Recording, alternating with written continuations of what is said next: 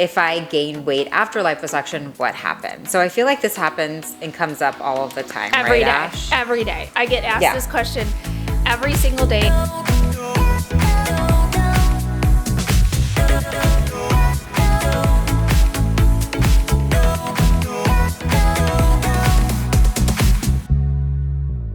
Hi guys, welcome to Lipstick and Lipo, your unfiltered guide to plastic surgery. I am here with Dr. Amalfi up in Rochester. I'm Dr. Smita down in New Jersey, 2 board certified plastic surgeons, and this is all about real talk, real plastic surgery, and we are continuing our series on liposuction. So it's all the questions you've had about liposuction. Each episode is addressing some of the main questions that we see pretty much every day in the office.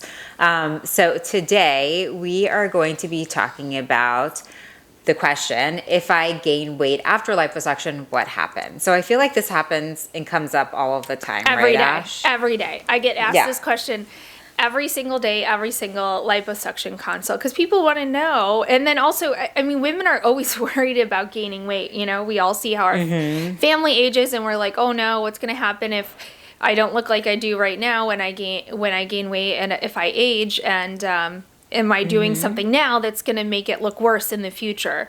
And yeah, and a lot of people fluctuate too, right? Yeah, I think it's normal. A lot of people just have the normal like weight fluctuations of 5-10 pounds, sometimes even more. So if you're going to invest in liposuction and go through surgery and the recovery, then it's an important question to know. Yeah, absolutely. So when you get asked this question, how do you kind of explain it or answer this for your patients? Yeah, I mean, I think I always start at the beginning, right? I mean, I always tell patients, listen, whether it's liposuction or any other plastic surgery procedure, your results are going to last as long as your sort of body stays stable and your weight stays stable, right? So if you are, about to go on a diet or start working out with a trainer and you know that your goal is to lose like 20 or 30 pounds, well, I'm always going to tell you to wait until you've reached that goal. If it's a realistic goal, and it's something that you can maintain after surgery, then you get there first and then we operate. But again, sometimes you just can't control the weight changes, whether it's medical issues that you're going through, normal weight changes, aging, whatever. And so I always tell people, listen, the fat that we remove is gone forever. It's gone, right? But we do leave fat behind.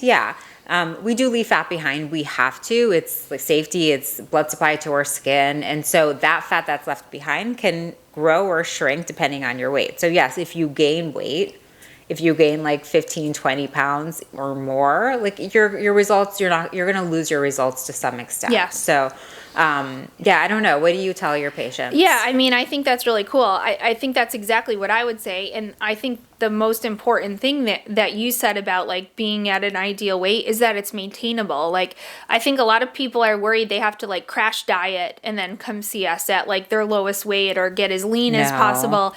And that is not what we want. We want you to be at something that's reasonable. I mean, we're all human beings. We all have busy lives. No one has hours to spend weighing their protein and being at the gym all day. And so we want you at something that's reasonable and not a stressful weight to maintain. But I love exactly what you said about those fat cells still being there and it getting a little bit bigger in those areas. And what I always tell people is that you're still going to have more fat cells in the area that's not treated versus the area that was treated. So I always tell them, like, if we liposuctioned a perfect circle, which we would never do, I said you would probably gain weight disproportionately in a donut shape around that circle. But the inside of the circle would get a little bit bigger, but I think that ring around it would react to those weight changes more because there's more fat cells there and there's less fat cells in the area that we liposucked. And when I use that like circle example, I think people start to understand that it's not like totally off limits. Fat can still go there, just maybe not as much. Right. Yeah. I agree with that. That's a great example. I'm going to steal that one. It helps them I think visualize it, I guess it helps me kind of think about it too. But, the other thing people get so worried is like, if I do liposuction in my legs, am I going to gain like all this belly fat and it's going to go somewhere else and I'm going to have like a fat belly now?